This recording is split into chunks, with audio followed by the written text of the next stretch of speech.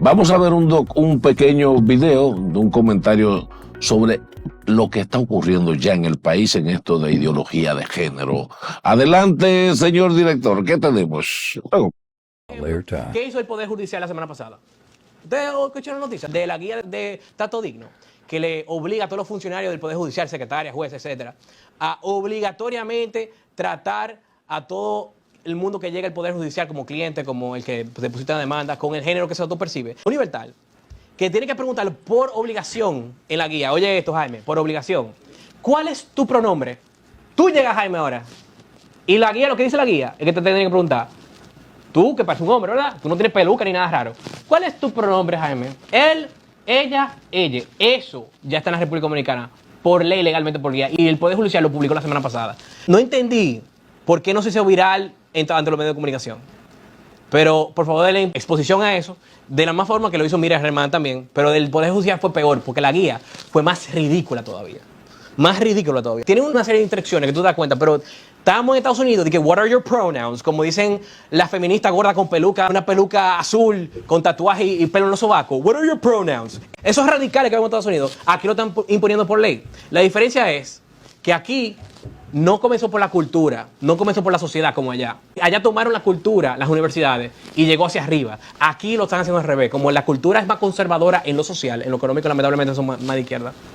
Lo que han hecho aquí es que lo imponen desde arriba hacia abajo, es decir, desde las instituciones por ley hacia la ciudadanía y esperando que se pegue en la ciudadanía en algún momento, porque es casi obligado, y también tratando de tomar la cultura. Lo han hecho al revés y la Fuerza del Pueblo y el PLD también se quedan calladitos con el tema.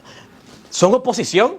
Si son oposición y están sucediendo todo este tema, la guía de sexualización de niños de Conani, lo de la Fiscalía, lo del Poder Judicial, todas estas locuras progresistas, ¿por qué se quedan callados? ¿Por qué nadie en la Fuerza del Pueblo ni el PLD no ha hecho nada? Ni el candidato senador de Omar, ni ningún diputado, ni Rafael Paz, por ejemplo, ni ninguno del PLD, todos calladitos. ¿Por qué? Porque todos son de la misma ideología.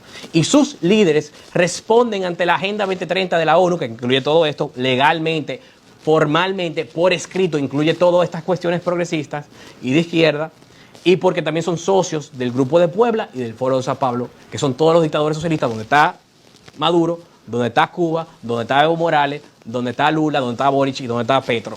Muchísimas gracias. Bueno, él se refiere a la guía de trato, al protocolo, el protocolo para el trato inclusivo en la justicia, y el acápite 411 dice derechos de las personas LGBTIQ en el acceso a la justicia.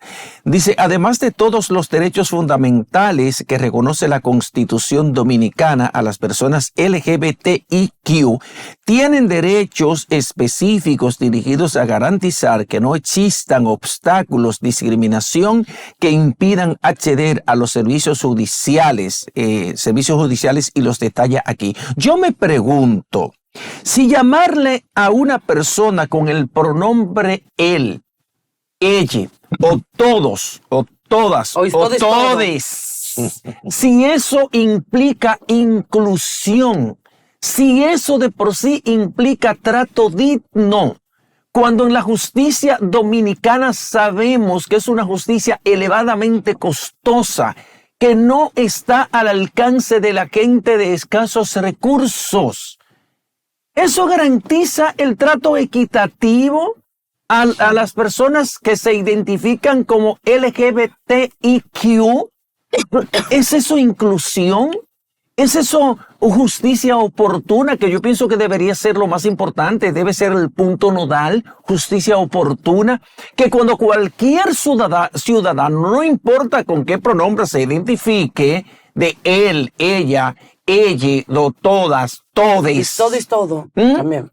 Que te reciba una atención oportuna, que si esa persona fue a hacer una denuncia, que si esa persona fue a querellarse, que le pongan atención, por ejemplo, en la fiscalía, que es el órgano investigador, y que cuando vaya a los tribunales, si no dispone de recursos para pagar lo costosísima que es la justicia dominicana, lo costoso que implica tener un abogado que te defienda con nivel profesional, para que tú tengas un proceso en el que se cumpla el debido orden lógico, jurídico, el debido proceso, como llaman los especialistas en la materia, que tú tengas acceso a esa justicia, a una justicia con oportunidad, a una justicia sin exclusión.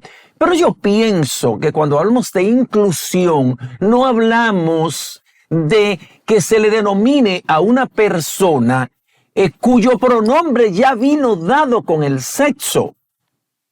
Entonces yo creo que en este momento en el que la República Dominicana tiene tantos problemas, tantos retos, tantos desafíos que ponen, por ejemplo, en amenaza algo tan sagrado, algo que debemos proteger todos como la soberanía, con el tema que tenemos, por ejemplo, con Haití, con la persistente persecución que tienen los organismos internacionales para que nosotros hagamos lo que ellos quieran, con la aplicación de nuestra política migratoria, que nos olvidemos de nuestra ley general de migración, que nos olvidemos de los estatutos y las normativas que rigen esta materia para que hagamos lo que a esas santas y apostólicas organizaciones internacionales como Amnistía Internacional, que es un fuste para la República Dominicana, que sus directivos, tanto aquí como fuera de la República Dominicana, viven acechándonos con un bate para caernos atrás y para acusarnos de racistas, de xenófobos,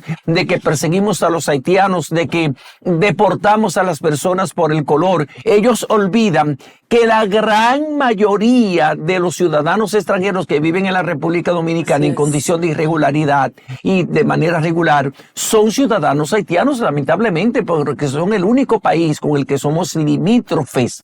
Entonces, en esos temas es que deberíamos estar enfocados todos los dominicanos, y ahora se despachan con mandar este protocolo de atención al Poder Judicial para que le pregunten a las personas cuál es el pronombre que usted quiere que le digan. Pero eso no viola la Constitución. No, eso no viola, por ejemplo, la ley de pasaportes, porque en el pasaporte dice que esa persona es fulano de tal, con un nombre masculino, debe llevar un pronombre masculino, ¿verdad? Porque hasta la concordancia en materia gramatical lo dice, y en materia semántica. Entonces, en los demás documentos, en la cédula y en las demás instituciones, lo van a tratar con el pronombre que dice su partida de nacimiento. A tal hora nació una criatura de sexo masculino o de sexo femenino, por vía de consecuencia, tiene unos pronombres, él o ella. Entonces, yo de verdad que no entiendo por qué nos ponemos nosotros a involucrarnos en un debate de un asunto tan nimio como ese, cuando ya está predestinado el pronombre de una persona con el sexo asignado al nacer, con el sexo que nace. Así es, y además de eso, tenemos que en el punto 4.12, si la expresión de género del usuario le genera duda, pregunte a esa persona de manera respetuosa cuál es pronombre y nombre de su elección.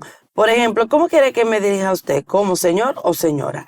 En caso de que el servidor o servidora judicial no pueda preguntar, haga uso del apellido y no del nombre. El personal judicial debe respetar en todo momento la expresión de género de las personas que acuden a procurar el servicio. En consecuencia, es necesario facilitarle todo el servicio a ellos. Señores, como dice José Tomás, miren, aquí se supone que la justicia tiene que ser para todos, él o ella.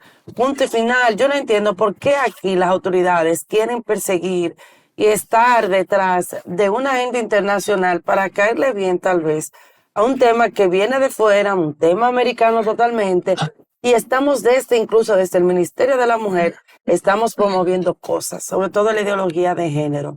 Yo entiendo que este tema que venga de arriba abajo, o sea, de las autoridades a la ciudadanía, no de la ciudadanía a las autoridades, sino de las autoridades a la ciudadanía, deja mucho que decir, sobre todo para estar, yo diría que a la vanguardia, para caerle bien a Estados Unidos, que es el primordial país que está utilizando este tipo de iniciativas. Yo no estoy de acuerdo con la ideología de género, porque entiendo, y lo digo de manera personal, de que aquí cada padre tiene el derecho de educar a su hijo como lo considere, y sobre todo de imponerle él o ella. Somos un país cristiano y yo creo que todavía este tipo de tema en el país, no sé por qué quieren imponer una agenda cuando nosotros estamos muy claros de nuestro criterio, nuestra cultura y nuestra identidad, Marino? Ahí, bueno, el principal objetivo de esta ideología es afectar a la familia. Y ya de hecho se están sufriendo. Pero lo más triste, señores, que es todo un sistema diseñado para afectar a nuestros niños al final. Son nuestros niños los más vulnerables ante toda esta embestida de esta ideología de género. Son los niños lo que a través de los medios digitales, la inteligencia artificial, son el foco de atención, señores. La próxima generación será una generación que parece que la van a deshumanizar. De ahí que, señores, las instituciones éticas, morales, religiosas, educativas en general, deben hacer un grande esfuerzo para ver, señores, cómo podemos ir contra esta corriente que daña y afecta a la familia, daña la cultura, daña el idioma. De manera que estemos atentos, porque el país, la gente está en política, la gente está metida en reelección, en volver al poder, etcétera. Mientras tanto, estos grupos de manera aviesa están atacando a la célula principal de una sociedad, que es la familia. Gracias por seguir con nosotros en este Matutino Su Mundo. Y ha llegado el momento de conversar con nuestro invitado. Es el doctor Salvador Ramos, director general de la ONAPI y secretario nacional electoral del PRM. Así que tenemos un plato muy fuerte. Muy buenos días, doctor, y bienvenido. Buenos días, ¿cómo están ustedes? Ay, pues ¿Cómo se siente, doctor? Me siento bien y lo veo a ustedes también, que están un poco regocijados. Ay, gracias. Sí, nosotros muy contentos con su presencia aquí. Con el doctor Salvador Ramos, como tú dices, podemos tratar una multiplicidad de temas. Estamos en la recta final de la campaña electoral para las elecciones del 19 de mayo, elecciones de nivel presidencial y congresual. El Partido Revolucionario Moderno es un partido que se ha convertido en la primera organización política del país, un partido robusto, un partido que acaba de resultar exitoso por encima quizás de las proyecciones que habían hecho las principales figuras y los analistas políticos de nuestro país. Dio un triunfo avasallador en las elecciones del 18 de febrero último, ganando la mayoría de alcaldías. Entonces lo que uno piensa es que ese éxito, ese triunfo avasallador podría extrapolarse a las elecciones del 19 de mayo, porque va a tener el PRM dirigiendo la campaña política a los gobiernos locales, a los directores de los gobiernos locales, que son los alcaldes y los directores de distritos. ¿Cómo percibe usted la posición el posicionamiento del Partido Revolucionario Moderno en este momento, con Luis Abinader, el presidente de la República, haciendo campaña? Bueno, lo primero que quiero decirte es que tu análisis de coyuntura es muy cercano a la realidad. El Partido Revolucionario Moderno no voy a usar el término avasallador, sino que tuvo una victoria holgadas en las elecciones pasadas, que le permite decir que va a repetir ese mismo escenario en las elecciones del 19 de mayo. ¿Por qué? Bueno, porque en nuestro país, desde el punto de vista sociológico, antropológico, histórico, como lo quieran ver, no existe una tradición de separar el voto. O sea, que la gente te vota por una simpatía en los niveles en que esa simpatía va participando o va compitiendo. Entonces, si nosotros logramos una mayoría con el presidente de la República, con nuestro candidato Luis Abinader, por la simpatía, la apertura y las realizaciones de obras que ha realizado, lo más prudente, lo más seguro es que nosotros vamos a recibir esa gran mayoría también en nivel congresual. Es decir, una proporción quizá de minoría, porque lo que votan separando voluntades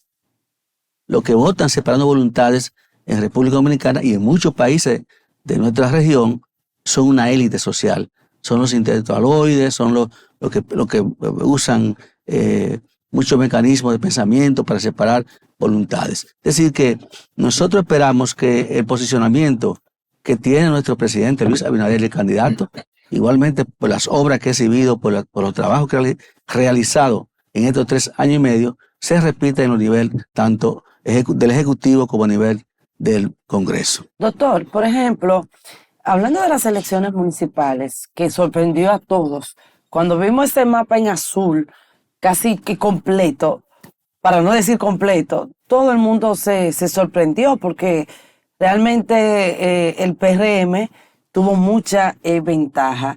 ¿Qué ayudó al PRM en este caso ganar la mayoría de las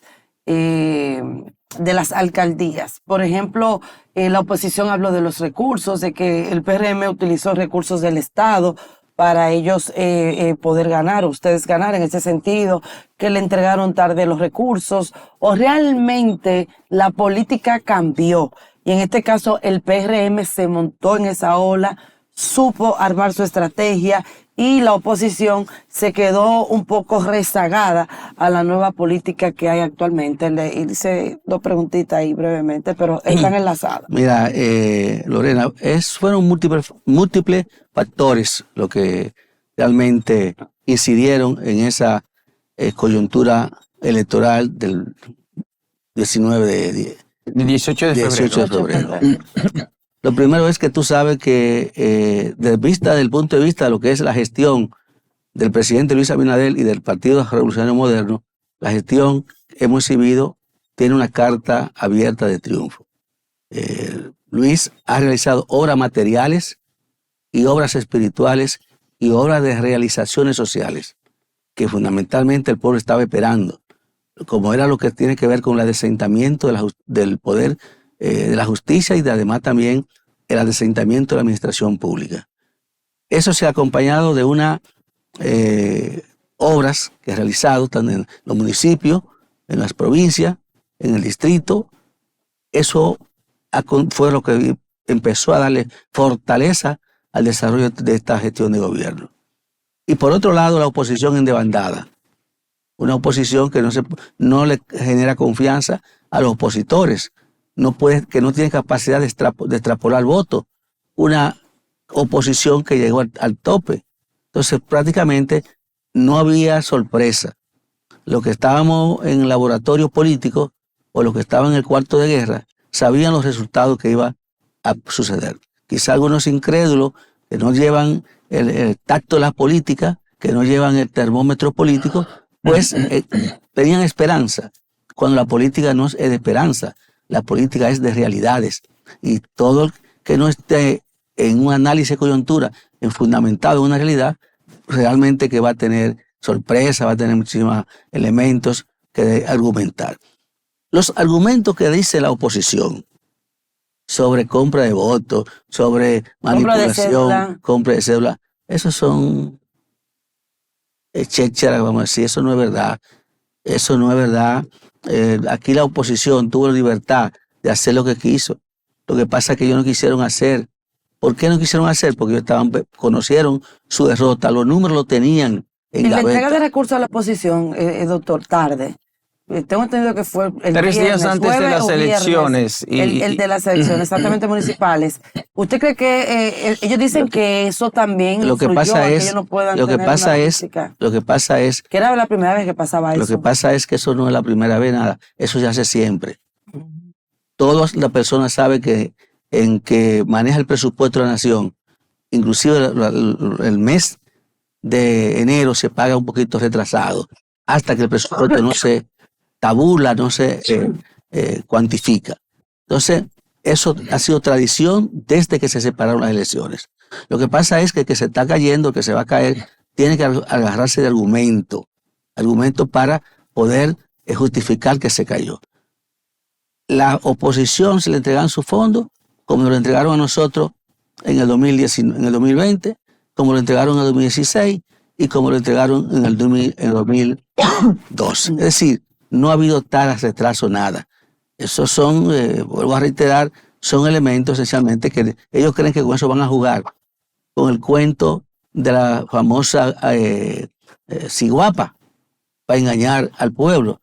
No, señores. ¿Cómo se guapa, doctor? No, una La historia de la ciguapa, las leyendas de la ciguapa. No, yo no sé de la ciguapa, porque todo el mundo habla de la ciguapa, pero nadie conoce a la ciguapa. Y hay gente inclusive que dice cómo es la ciguapa, pero nadie la ha visto. Exactamente. Entonces, en ese mismo tenor, doctor, usted dice que le entregaron los recursos porque, por ejemplo, en enero hay que hacer cuadres en el presupuesto, está comenzando el año, y era el mes anterior a las elecciones. Pero ahora estamos a abril, y todavía los recursos que le corresponden a los partidos políticos no les han sido entregados, en este caso, que son algo más de 2.500 millones de pesos, y ya hoy estamos a 8 de abril. Entonces, en la semana pasada, el ex ministro administrativo, José Ignacio Paliza, presidente del Partido Revolucionario Moderno, informó que le iban a entregar los recursos a la Junta para que los distribuya a los partidos políticos entre jueves y viernes. No lo hicieron. Ayer, el sábado, el presidente de la Junta encabezó una actividad en la Junta Central y dijo que todavía no habían sido depositados los recursos y que esperaba que lo hagan hoy. Lo habían hecho así los otros partidos en el gobierno, pero nadie esperaba que lo haga el PRM y sobre todo Luis Abinader, porque Luis Abinader en la campaña política se vendió como un candidato distinto, como un hombre que iba a hacer las cosas distintas, más transparente, con mayor nivel de equidad. Entonces, desde la oposición están diciendo que con el retraso en la entrega de los recursos, el partido de gobierno, el gobierno está procurando asfixiar a los partidos políticos de oposición y frenarle las posibilidades de una participación más ventajosa en las elecciones. Mira, eso no es verdad. Lo primero es que te quiero señalar, no es Luis el que entrega el dinero a la Junta, es la ley de presupuesto. En quien maneja la ley de presupuesto no la maneja el presidente de la República. O sea, todo lo que está contemplado en el presupuesto, el Tesoro tiene obligatoriamente, directamente que entregárselo a quien le corresponde esa partida presupuestaria. Entonces, lo que hace Luis es que administra los fondos públicos en función de la ley. Entonces, tú estás seguro que el presidente Luis Abinader lo va a entregar, y no es como lo va a entregar, en la ley de presupuesto lo va a entregar porque son partidas extraordinarias. Porque cuando estuvieron en la ley de presupuesto no estuvo contemplado esa partida. O sea, ellos estaban conscientes de que no tenían esa partida contemplada porque en el pasado no lo habían aprobado. Entonces ahora se están victimizando con el asunto de dinero. Quieren ocultar la falta de simpatía que tienen, la falta de crecimiento que tiene el electorado. Para eso, el PRM... Señores, en el 16 le entregaron 500,000 pesos, 586,000 pesos, y nosotros sacamos el 35% de los votos. Cuando el pueblo está decidido a votar, cuando hay una matrícula de electores que está simpatizando por un partido, por un candidato, los fondos no son una partida determinante. No vamos a distraer lo que es la política central por unos fondos, que es a donde quiere la oposición llevar. Lo fundamentalmente que ellos no tienen trabajo hecho en la oposición. Lo fundamentalmente que ellos no llegan al electorado. Lo fundamentalmente que tienen 20 años de gestión que no le da un aval a ellos para seguir gobernando. Y que ya el pueblo sabe lo que ellos van a hacer a partir del 16 de agosto si ganan las elecciones. Entonces, es ahí que ellos tienen que ir. Tienen que ir al electorado. Tienen que ir al crecimiento de los partidos políticos. De los 30 partidos políticos, el PRM tiene 22 partidos. Entonces, el sistema de partidos políticos está apoyando el cambio a nuestro presidente Luis Abinader. Los sectores vivos de la sociedad dominicana, activos, productivos, en su gran mayoría están con el presidente Luis Abinader. Entonces, tú ves las bonanzas o el trabajo que se está realizando los diferentes sectores de la población. Pero ¿por qué no cogen ese elemento para el debate político? Centralicen el debate político en estos elementos y no se pongan a buscar cuestiones pequeñas, insignificativas, para tratar de distraer, porque eso le hace más daño al sistema de partidos políticos que bien. Y ellos deben tratar, igual que nosotros, de preservar el sistema de partidos políticos. Y se ven que no tienen argumentos políticos para ganar unas elecciones en función de que una gestión de gobierno, o para comparar obras o comparar realizaciones, para entonces poder captar votos y crecer. Es que están en desbandada. No tienen cómo reestructurar no tienen cómo ir al campo de batalla, no tienen cómo captar fuerza para poder competir el 19 de mayo. Doctor, ¿usted cree que este año, además de político, ¿verdad? De que puede el presidente Luis Abinader nuevamente ganar las elecciones, puede otro ganar las elecciones, el Congreso va a tener nuevos rostros, tanto a nivel de diputación o senaduría? ¿Usted considera, doctor, que este año también va a ser un antes y un después en liderazgo a nivel político? O sea, otros caen, otros surgen. Mira, eso puede ser, debido a que la política es un vaivén de crecimiento. Hay generaciones que tienen que ceder, hay otras generaciones que tienen que crecer. Estamos en un proceso de transición de generaciones políticas y podrá emerger un nuevo liderazgo político para las elecciones de 2028. Y porque en el caso mío, que ya tengo como 50 tanto del años PRM en el medio, en otros partidos, doctor. en la sociedad dominicana, en el sistema de partido político y en el sistema de gobierno, puede pasar todo eso nuevo. Es decir, se van cediendo espacios a las generaciones, al nuevo liderazgo, a las aceptaciones, y eso es natural que se pueda hacer, que, por ejemplo, la generación de nosotros, que lo que tenemos 70 años, tenemos 50 años peleando en el medio, corriendo calle, esquina. Entonces ya nosotros debemos sentir un poquito cansados y venir un relevo de una generación mucho más dinámica, con mucha más fuerza y nueva oferta de gobierno. Ese relevo, doctor, puede estar en manos de Carolina Mejía para el 28, que es lo que se está rumorando. Se habla de Yayo San Lobatón, de David Collado, de Wellington Arnott, pero sobre todo he visto que se ha hecho mucho hincapié en Carolina Mejía, que por cierto fue a UNAPI y ya registró su imagen de campaña. Mira, la marca de campaña, yo amo a todas las provincias. Lo hizo como lo hizo con la campaña para el Distrito Nacional. Yo amo Santo Domingo, ella hizo, yo amo todas las provincias, inclusive a muchos de los municipios más importantes también. Yo amo cada municipio, cada provincia. Eso está muy bien, pero mira, quiero decirte que en el PRM existen una cantidad de jóvenes con talentos, cualidades que pueden dirigir el Estado, aspirar a ser presidente de la República. Pero lo que realmente nosotros como partido y Luis como gobierno debemos seguir trabajando para hacer la mejor gestión. Luego para eso faltan 3 años después de las elecciones y nosotros entendemos que nos entenderemos y que vamos a sacar el mejor candidato para la elección del 28.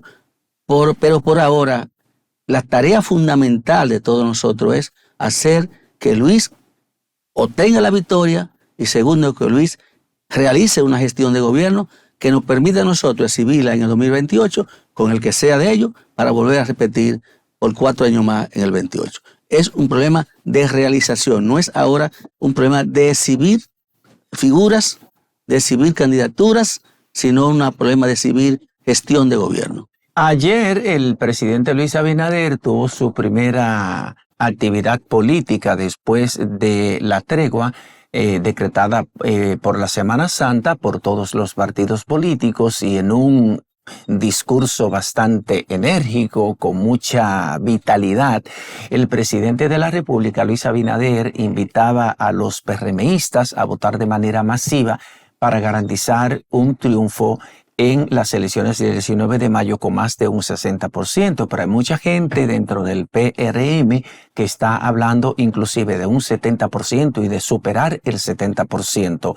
Hay quienes fuera del PRM, algunos analistas que piensan que son exagerados aquellos que están hablando de un 70% si tenemos en la República Dominicana, si bien es cierto que Luis Abinader y el PRM tienen el apoyo de 22 de los 34 partidos políticos políticos registrados en la Junta Central Electoral, no menos cierto es que en el lado opositor están 3 partidos mayoritarios: el Revolucionario Dominicano, la Fuerza del Pueblo y el Partido de la Liberación Dominicana.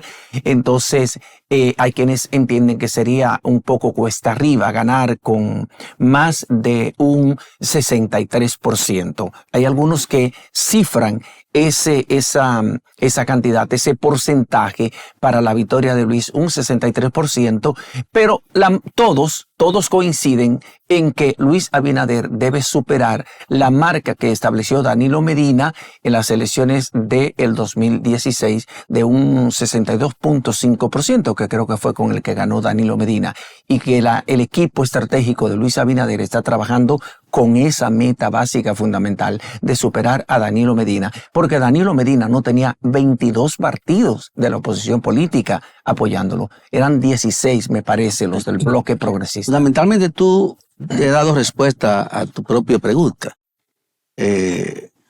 Nosotros prácticamente tenemos la mayoría del sistema de partidos políticos. La condición de Luis ahora, en el 2024, y la de Danilo en el 2016 eran diferentes.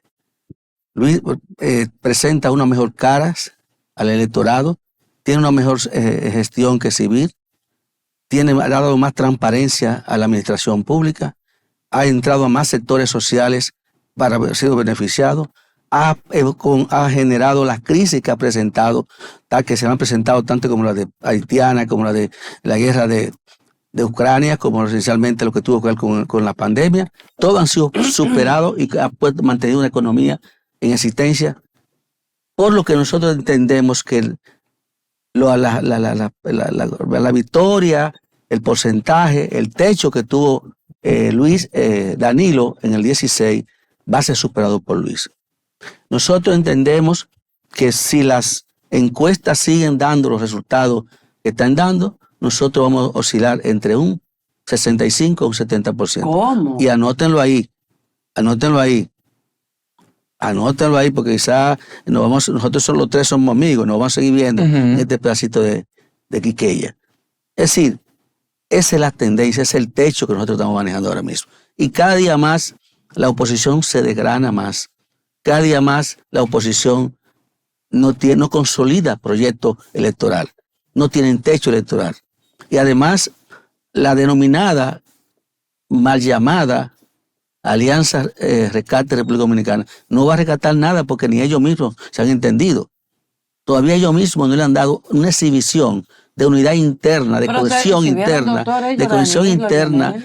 para ellos poder que el pueblo confíe en ellos. Por eso es que viene lo que decía nuestro presidente Luis Abinader, que ni vuelven, que se van y no vuelven. Doctor. O sea que ya prácticamente no tienen esperanza fundamentalmente de construir un proyecto electoral en 40 días. No lo tienen. Ustedes son analistas políticos de coyuntura, de varios análisis, varias fuerzas políticas. Son periodistas que los conozco hace muchos años, que estábamos en la Junta cubriendo, y ya son personas que han visto varias elecciones, ya pueden dar cátedra de elecciones. No tienen ningún tipo de forma como se pueda recuperar la oposición para el 19 de mayo. Y ellos dicen que ustedes le están ayudando, Lorena. Ellos dicen que el PRM le está ayudando a esa incapacidad que dice el doctor para recomponerse antes de las elecciones, porque ustedes le están sacando a mucha gente a los partidos de oposición, sobre todo a las Fuerzas del Pueblo y al PLD. Y dicen que se lo están sacando a cambio de dinero. Eso no es verdad. Lo primero es que ellos saben cómo es eso. El PLD, tanto Danilo como Leonel saben cómo se pueden sacar gente. Y Miguel lo sabe porque son sacados. Miguel sabe cómo se... Entonces ellos están diciendo lo que ellos hicieron. El PRM no le da dinero a nadie. El PRM no maneja, no compra voluntades, no compra equipo. El que llega para realizar, para apoyar una gestión de gobierno. Que nosotros entendemos que esa gestión de gobierno que se ha hecho el presidente Luis Abinader es lo que está llamándole a todos los opositores, y no solamente a los opositores, se llama la sociedad viva del país que está integrándose a trabajar con Luis Abinader. Estamos aquí con el doctor Salvador Ramos, que es el director de la Oficina Nacional de la Propiedad Industrial, pero es un hombre también que tiene amplios conocimientos en materia electoral. Él es el secretario electoral del Partido Revolucionario Moderno. Pero para aquellos que quizás lo han olvidado, Salvador Ramos fue presidente de la Cámara Contenciosa de la Junta Central Electoral, cuando estaba dividida en dos cámaras, una contenciosa y otra para tratar los asuntos administrativos de la Junta Central Electoral. Así es, doctor, ¿verdad? Sí, sí. No sí. me he equivocado. No, doctor sabe. Conoce la historia. Es político. Doctor, en el bloque anterior dejé una preguntita, bueno, dos, pero más adelante vamos a hablar de una, pero ahora, el tema de la campaña del Distrito Nacional, sobre todo la senaduría. Por ejemplo, el PRM ha sido muy señalado porque lleva como candidato a senador, en este caso a Guillermo Moreno. Ha tenido opiniones encontradas, otros dicen que sí es bueno, otros dicen que no es bueno. Me gustaría saber su opinión porque el presidente de la República, Luis Abinader, lo hemos visto muy, pero muy, muy concentrado en esta campaña específicamente, o sea, en esta candidatura de que Guillermo Moreno sea el candidato. Incluso dicen que el candidato de la oposición, o el que más ahora mismo sobresale de la oposición, en este caso Omar Fernández, está peleando directamente con Luis Abinader. No con Guillermo Moreno, sino con Luis Abinader. ¿Qué hay de cierto en eso, doctor? Si está peleando con el campeón, está jodón, está perdido. Pero si está peleando con Luis, que es el campeón, Está perdido. está doctor. perdido realmente. Mira, prácticamente la candidatura de Guillermo Moreno no solamente es una candidatura de Luis Abinader, es una candidatura de todos los PRMistas. Doctor, de la élite, sobre todo. Todos. Cuando digo élite, es de los que... De la dirigencia, de los más duros del PRM. De todos los PRMistas, todo el que ha sido PRMista o todo el que es PRMista no ha hecho un voto en contra de los pactos de alianza que celebró nuestros candidatos o nuestro partido para estas elecciones. Nosotros vamos a responder a ese llamado. Pero además, te voy a decir, Guillermo Moreno es una persona que tiene una historia hecha en esta sociedad. Guillermo Moreno no es una improvisación. Guillermo Moreno es una figura refrescante que el PRM le está presentando a la ciudad de Santo Domingo, a la capital. Guillermo Moreno, los aportes que le ha hecho a la democracia, a la soberanía, a la libertad, a las diferentes luchas sociales que ha tenido este país, desde que tiene una recompensación. Y esa historia que él ha hecho, yo creo que los capitaleños, el 19 de mayo le van a decir, esto es lo que usted se ha ganado. No le va a dar paso a la improvisación. No le va a dar paso a un liderazgo mesiánico. No le va a dar paso a figuras presentadas que quizás pueden tener condiciones y cualidades, pero que no son los de coyuntura de momento. Entonces, el PRM le ha presentado al distrito lo que yo he denominado una candidatura de excelencia. Le ha presentado lo que se llama la mejor opción electoral que puede presentar un partido en una provincia que es Y Farideh, Guillermo doctor, Moreno. Farideh.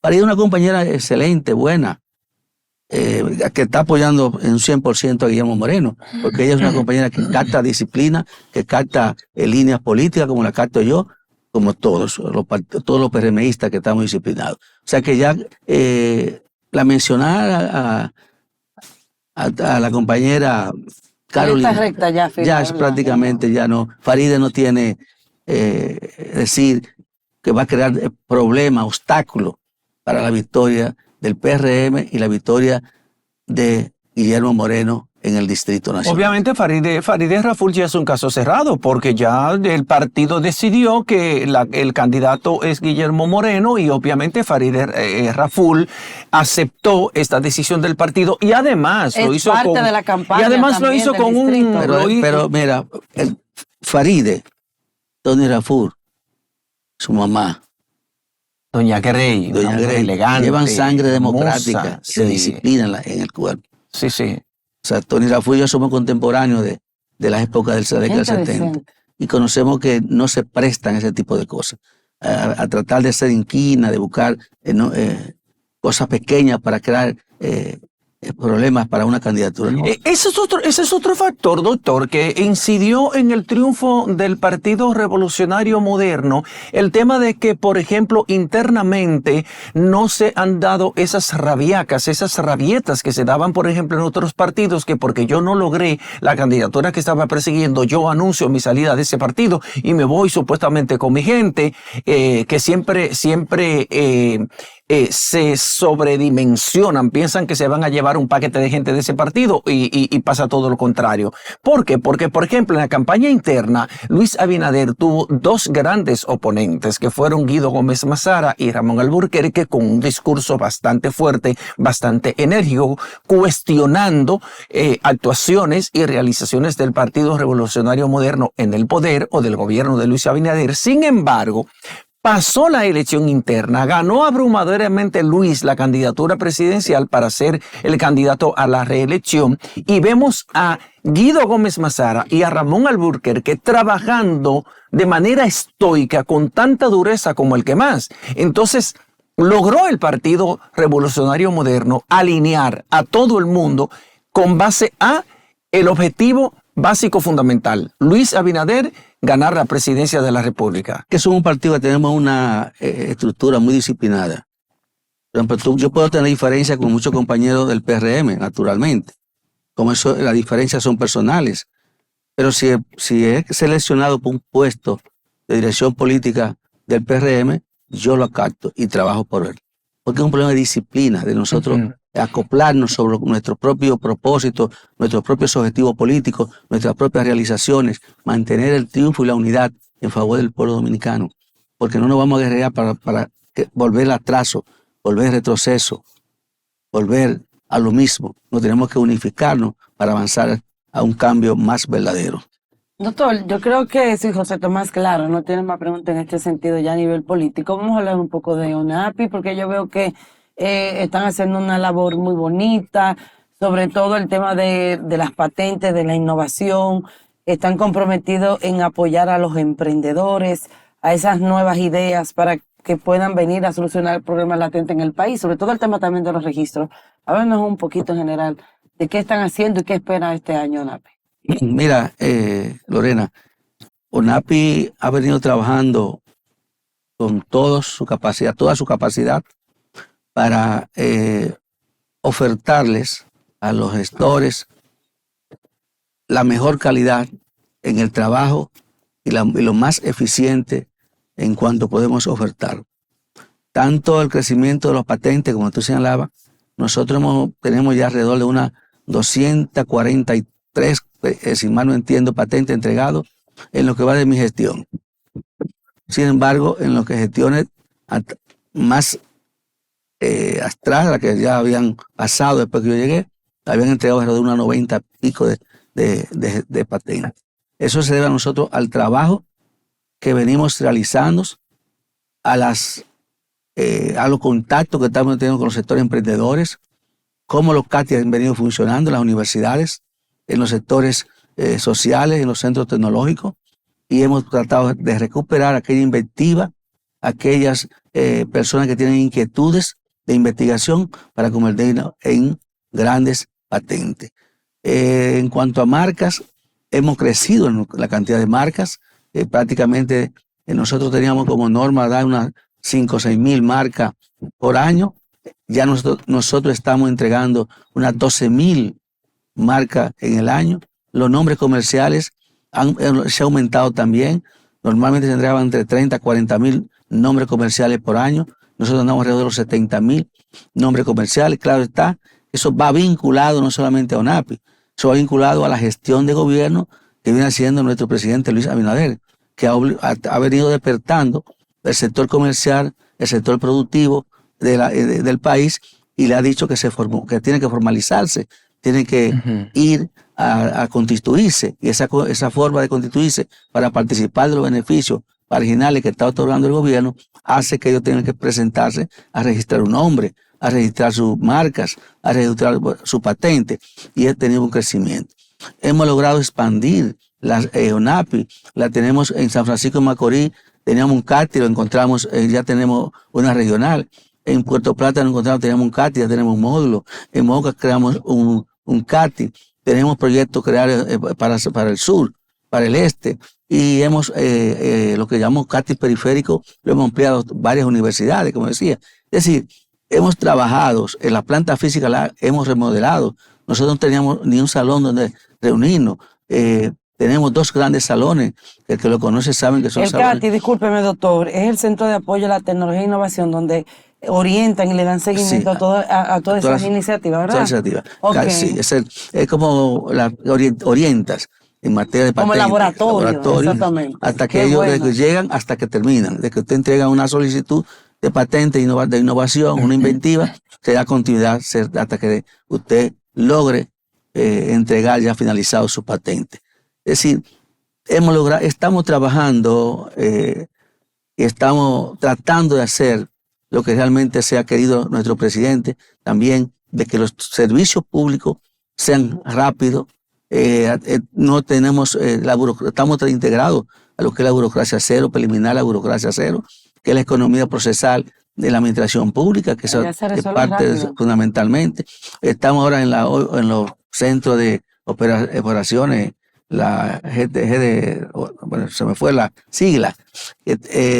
Estamos permanentemente trabajando para ofertar la mejor gestión que yo le pueda ofertar al país a través de ONAP. Y la mejor manera de concluir este conversatorio con Salvador Ramos, el doctor Salvador Ramos, siempre se nos quedan temas importantes porque él tiene una amplia diversidad de temas que maneja con muchísima precisión. Hablamos con el director de la Oficina Nacional de Propiedad Industrial de la República Dominicana, expresidente de la Cámara Contenciosa de la Junta Central Electoral de nuestro país y secretario nacional de Asuntos Electorales del oficialista Partido Revolucionario Moderno. Doctor, pase un feliz resto del día. Gracias por venir. Gracias a ustedes por... Si desea agregar algo más. Bueno, prácticamente hicimos un buen trabajo. Sí. Doctor, venga más a menudo por aquí, porque siempre es gratificante y edificante conversar con usted de todos estos temas. Se aprende con el doctor.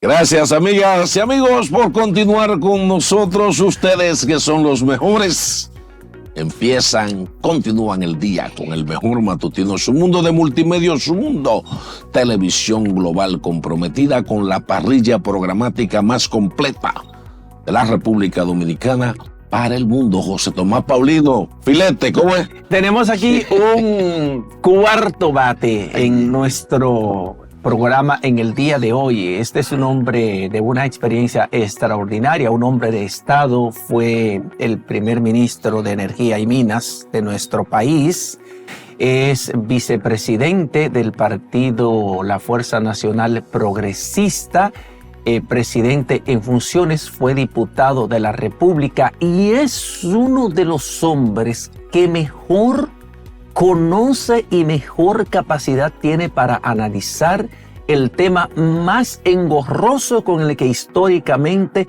hemos tenido que lidiar en la República Dominicana, el tema haitiano. Ustedes saben que les estoy hablando de el licenciado Pelegrín Castillo.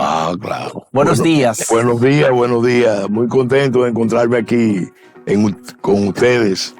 Gracias por la invitación y a la disposición. El honor es nuestro. Doctor, el llamado Consejo Presidencial que fue sugerido por el CARICOM, el Consejo Económico del Caribe, con el beneplácito de la Organización de las Naciones Unidas y otras organizaciones internacionales, como vía para explorar la posibilidad de ir creando las condiciones para una transición en Haití, ha tenido múltiples tropiezos. El último, por ejemplo, es un tropiezo de orden jurídico, porque hay quienes dicen que no es posible, no es viable crear este Consejo Presidencial porque no está contemplado en la Constitución y las leyes de Haití. ¿Qué tanto de cierto es eso? ¿Qué tanto peso tiene ese argumento para objetar, para impedir la conformación de este Consejo Presidencial, que es la vía inicial para comenzar a solucionar la crisis de Haití? Bueno, de manera estricta, si vemos la Constitución del 87, en Haití no se contempla un poder de esa naturaleza, un ejecutivo colegiado de transición. Pero se supone que estamos presenciando en Haití una situación excepcional de derrumbe del orden constitucional, porque la Constitución prevé que haya parlamento y no lo hay, que haya un presidente electo y no lo hay. Para un periodo y se cedió en el mandato. La misma designación de Ariel Henry es una designación cuestionable. Era cuestionable Moïse. O sea que si nos vamos a eso, todo lo que ha pasado en Haití, yo te diría, desde la elección de Moïse, o si se quiere ir un poco más atrás, desde las elecciones trucadas que favorecieron el ascenso al poder de Martelly, es inconstitucional. Entonces, venir con pruritos constitucionales en este contexto realmente no tiene mucho sentido, porque ¿de qué se trata? Yo creo que el que ve el acuerdo, el que ve los fundamentos del acuerdo, las posiciones del Consejo de Seguridad, las posiciones de CARICOM, las posiciones del CELAC, las posiciones de la OEA, se da cuenta de que es una crisis del Estado. Se derrumbó el Estado. Entonces, en el ambiente de derrumbe del Estado, un Estado fallido, bueno, no tiene sentido venir con pruritos constitucionales, sino actuar porque de lo que se trata es de luchar por restablecer la constitucionalidad. Para recuperar la constitucionalidad, el orden vigente, el orden constitucional, que incluso uno de los debates será si se mantiene, porque está en el origen de la crisis, o si se cambia. Entonces, lo que los haitianos están haciendo es ir, vamos a decir, a los fundamentos de un gran consenso dentro de las fuerzas, en la realidad haitiana, más representativas. Ahora, ¿qué es lo que está pasando? Sin duda, ese Consejo Presidencial es el que tiene más reconocimiento internacional. Y se puede decir que tiene un consenso interno importante de fuerzas como la familia Lavalas, que tiene un representante de muy alto nivel, como el partido de los Petit de Salín, del senador Moyan Char, que tiene una representación de los sectores empresariales, de los sectores religiosos, de el partido de Club Joseph, que en realidad representa a la diáspora. Y en ese contexto,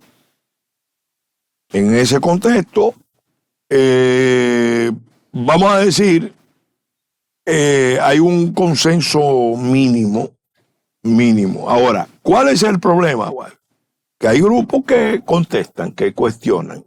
Ese es el argumento jurídico. El argumento de Jimmy Cherizier, por ejemplo, y de Guy Philippe es más contundente. Todo eso se ha decidido fuera. No lo han decidido los haitianos por sí mismos, sino con apoyo de la comunidad internacional. Y eso no está previsto en la Constitución. Pero es que en Haití todo lo que ha pasado desde hace muchos años no está previsto en la Constitución. Entonces, estamos ante una realidad subreal. Acuérdense que el concepto de surrealismo, de realismo mágico, en buena medida nace en Haití, donde lo que debe ser no es lo que es, realmente una apariencia. Entonces, Por eso Graham Greene escribió aquella famosa novela, Los comediantes, hablando de la desconexión que hay entre las posiciones de los diferentes actores y el mundo en general, los valores del mundo para entender lo que pasa en Haití. Entonces, tú te encuentras un Jimmy Cherizier que te dice con razón, sin nosotros no puede haber solución, porque él está partiendo de la idea, igual que Guy Philippe,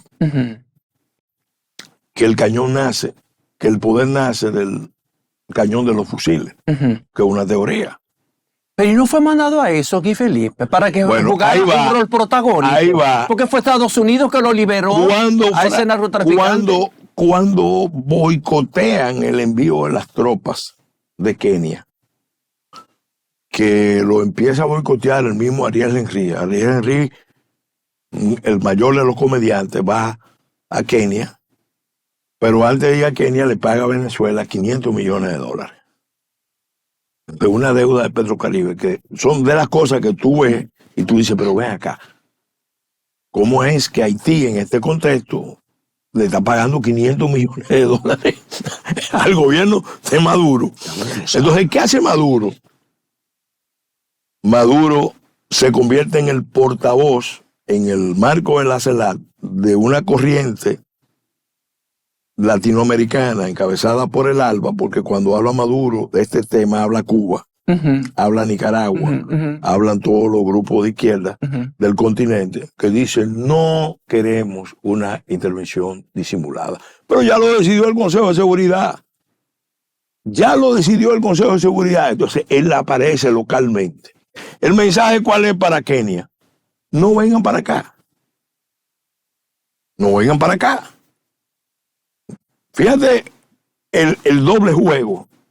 El presidente Ariel Henry se va a Kenia a formalizar la petición, a reiterar la petición. Pero al mismo tiempo le paga a Maduro, y Maduro, en paralelo con la reunión de CARICOM, salta con esta posición. Claro, no nos olvidemos que en este mismo momento hay una pugna entre Guyana, encabezada por Irfan Ali, y Maduro de Venezuela, por el tema de Guyana Esequibo. Del Esequibo, ajá. Espérate, no nos olvidemos de todos los elementos que entran en la ecuación. Entonces, ¿qué hacen los norteamericanos? Los norteamericanos tienen su plan A, su plan B, su plan C. Cogen a Guy Philippe, estaba en la cárcel, lo ponen en libertad, sin cumplir condena todavía. Buscan unos procedimientos, lo llevan a Haití, el hombre va al canal inmediatamente a ratificar su haitianidad, porque para ser haitiano hay que ir al canal a decirle a los dominicanos, aquí este canal va o va. Entonces, ese personaje que fue operador de la CIA, de la Agencia Central de Inteligencia, en el derrocamiento, en el segundo derrocamiento de Aristide. De Aristide, ajá. Que operó desde República Dominicana, bajo la dirección de los norteamericanos, para derrocar a Aristide. Ese personaje va con una misión: preparar la opción alternativa militar. Empieza a reunirse con Cherizier, le propone a Cherizier una amnistía. Cherizier quiere que en cualquier acuerdo lo consideren como parte de la solución. Tiene armas. En Haití hay decenas de miles de gente armada. Y él tiene el grupo más organizado, pero el otro, Guy Philippe, evidentemente tiene una mano poderosa que lo está respaldando. Hay un poder grande detrás de él. Y empiezan a formar la opción militar. Yo publiqué un documento que sacaron cuando llegó Guy Philippe, que sacaron los militares y los policías de Haití.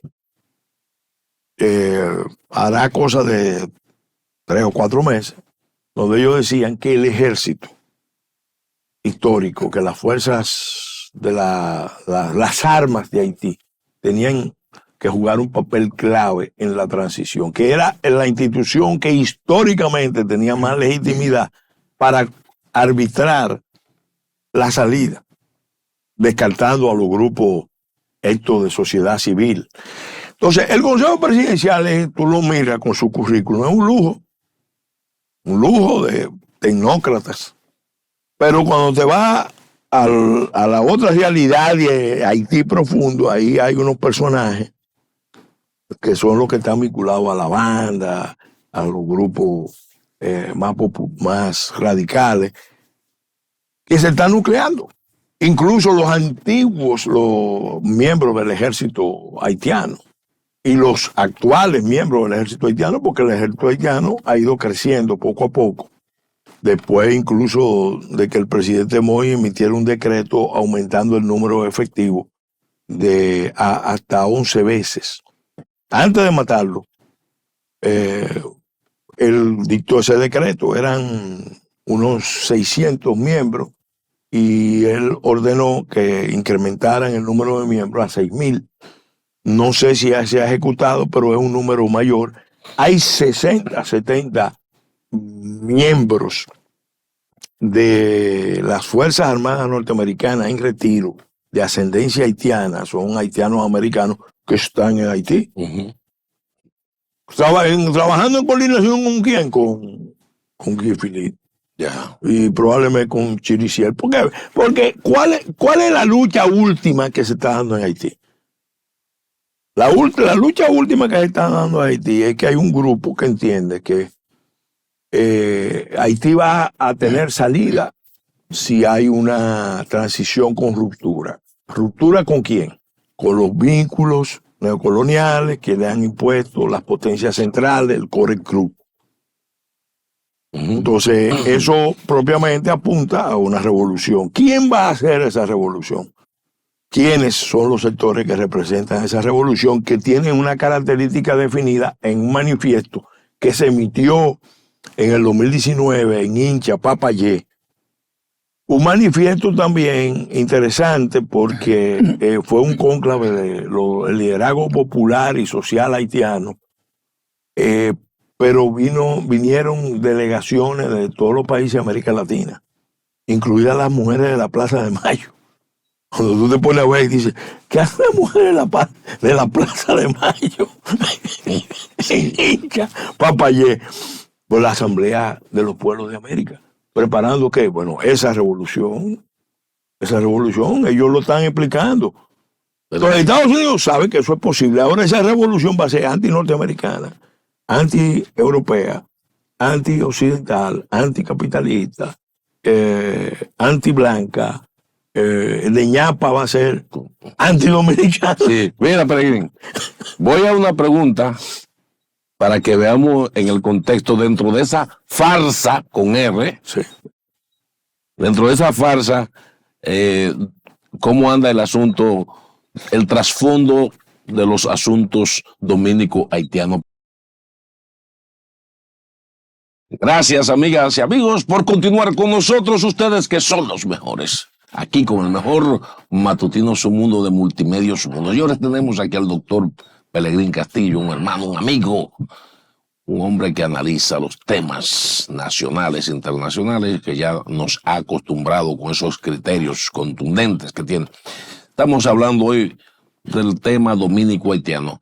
Hay un autor, Pelegrín, español del siglo pasado, Alejandro Casona, que escribió dramas, un dramaturgo, una obra llamada La farsa y justicia del señor Corregidor, para ver cómo detrás de la justicia habían unas falsedades y al final se declaraban inocentes gente que eran culpables, ¿no? Entonces, en este tema dominico-haitiano, todas estas nebulosas en las que están involucrados tantos países y sobre todo intereses, dentro de ese contexto, de esa farsa, ¿cómo tú ves el tema de una reelección política en la República Dominicana que también ha usado toda esa farsa para también ver cómo se proyecta la cosa. Dentro de esa nebulosa, ¿qué tú piensas el trasfondo desde el punto de vista de una reelección, un segundo mandato de un presidente que está arrollando y comprando a todo el que se vende? Mira, yo lo veo de otra manera. El presidente Abinader, cuando llega, acuérdate que en Estados Unidos gobernaba Trump y había perspectiva de que Trump mantuviera un nuevo mandato. Y en ese momento, que Abinader ya es presidente desde agosto, las elecciones en Estados Unidos se producen en noviembre, el presidente Abinader ya había avanzado una serie de cambios importantes en la política internacional. Precisamente porque el ambiente que había en Estados Unidos hacía factible esos cambios. Y me consta que eso fue en buena medida influido por la posición de don José Rafael Abinader, su papá,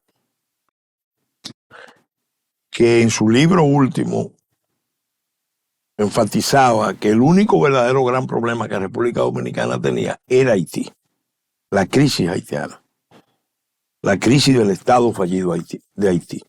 Y él proponía unas fórmulas. Yo creo que el presidente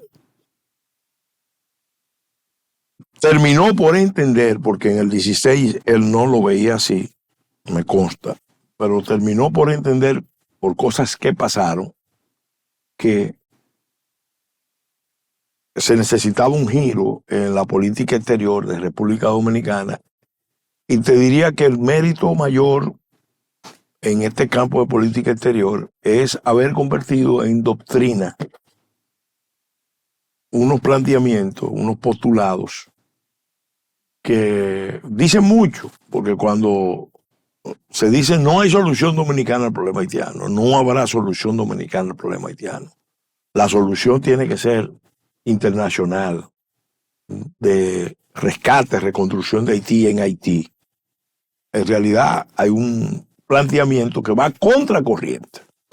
Va en contra de la tendencia histórica que venía de mediados de los 80, empujándose para imponer por diferentes vías, usando recursos duros y blandos de poder, la solución dominicana al problema haitiano, que República Dominicana siguiera jugando el rol de Estado pivote, de Estado tapón.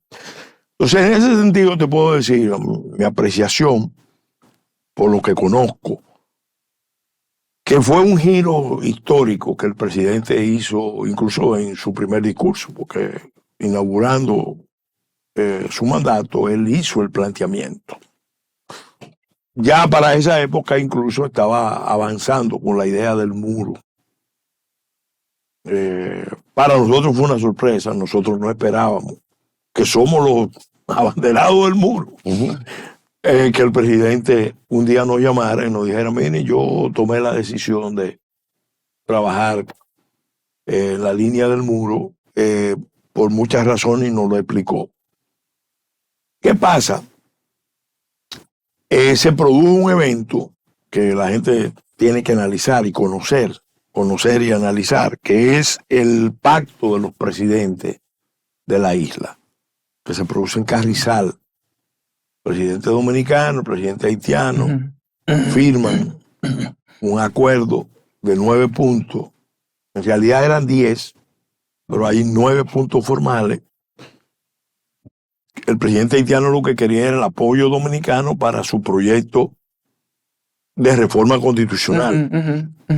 Y obviamente de dictadura presidencial, y con un referéndum tratar de legitimarse. Eso era lo que quería Moïse. Ya tenía el apoyo del Core Group, que le había dado luz verde para eso. ¿Qué pasa? El acuerdo revela los límites del esquema, el fracaso del esquema que Bill Clinton montó en la isla. que los norteamericanos, vamos a decirlo, porque el que estaba al frente era Clinton, pero la visión era la visión de la política norteamericana. Eso cuando el presidente Mejía y el presidente Aristide van y negocian con el presidente Bush el acceso de República Dominicana al DR-CAFTA a cambio de que avancemos en un esquema de coproducción, integración en torno a la ley HOT, que después se convierte en la ley HOT-HEL, que favorece exclusivamente a Haití, pero que indirectamente nos puede favorecer a nosotros. El grupo de Santiago, los empresarios de Santiago, textileros, son los que se ponen al frente de ese esquema, que yo en ese momento, como presidente de la Comisión de Industria y Comercio, se lo advertí a los norteamericanos, se lo advertí a los dominicanos, se lo advertí en foros de senadores y diputados. Ese esquema no funciona para abordar el tema de un Estado fallido. Eso no se empezó a implementar de inmediato, sino cuando llegó de nuevo Obama, que Obama virtualmente con la secretaria de Estado Clinton, empoderan de nuevo a Clinton para que se convierta en el gobernador de la isla y empieza un esquema de juntar los ricos de allá con los ricos de aquí para la unificación del mercado insular para el comercio y la inversión. Y eso no es que yo me lo imagino, eso me lo explicó uno de los líderes haitianos en Washington en un evento internacional. Me lo explicó en detalle. Entonces, yo creo que el presidente Abinader firmó ese acuerdo, era ventajoso para la República Dominicana, pero los haitianos, especialmente el sector empresarial energético de Haití, consideró que el presidente Moïse estaba ya en manos de los dominicanos y ahí se aceleró la conspiración ya de su partido, Martelly, Claude José y compañía, por la derrocar al presidente Moïse. Y lo derrocan. Y no solamente lo derrocan, lo asesinan. Lo asesinan. Entonces, eso es lo que está en el origen de todo este problema que hemos vivido. El presidente Abinader ha tenido que bregar con esa realidad de que el esquema que se montó en el gobierno anterior fracasó y él tiene la oportunidad de cambiarlo, empezó a cambiarlo en el discurso, sin duda. Se han dado pasos como el Pacto Nacional, que es muy importante. Sin embargo, tú notas que en el gobierno y fuera del gobierno, en la política, en la economía, en el mundo académico, en el mundo religioso, en el mundo militar, hay actores que se oponen a que esa visión que le conviene a la República Dominicana se concrete. Modo que yo lo que veo es esa contradicción. Ha sido difícil unificar la posición dominicana. Todavía tú notas actores que participan, se retiran. Hoy adoptan una posición y mañana adoptan otra. Entonces, producción va a tener que invitarte para un programa largo, porque es que se nos quedan una serie de intereses que hay ahí y beneficiarios. Pero siempre, vamos a tener que intereses siempre va a haber. Sí, ahora lo que tenemos que ver es dónde están los intereses nacionales. O sea, Tomás, sí. Pero hay salida. En el futuro inmediato, ¿hay la posibilidad de concretar este consejo presidencial? Mira, los haitianos, lo ideal sería que eso se abriera paso. Lo ideal, porque tiene legitimidad internacional importante, pero eso es hasta un punto, porque cuando tú ves a Venezuela diciendo que objeta la presencia de tropas extranjeras y resulta que quien organiza esto es Irfan Ali, que está en contradicción con Venezuela en estos momentos. Entonces tú ves, bueno, aquí hay fuerzas que se pueden vincular los dos escenarios, sobre todo que vemos que Cuba está en una situación extrema y Venezuela igual, y eso puede conducir a la desestabilización de la región. Producción, traiga a Pelegrín lo más rápido posible porque no ha dejado el escenario encendido con muchos temas pendientes, José Tomás. Señores, se nos va el tiempo con Pelegrín, el tiempo es time fly, como dicen los americanos. Gracias, Pelegrín, José Tomás. Y así llegamos al final de esta entrega de Matutino Su Mundo, con el compromiso de encontrarnos mañana nuevamente.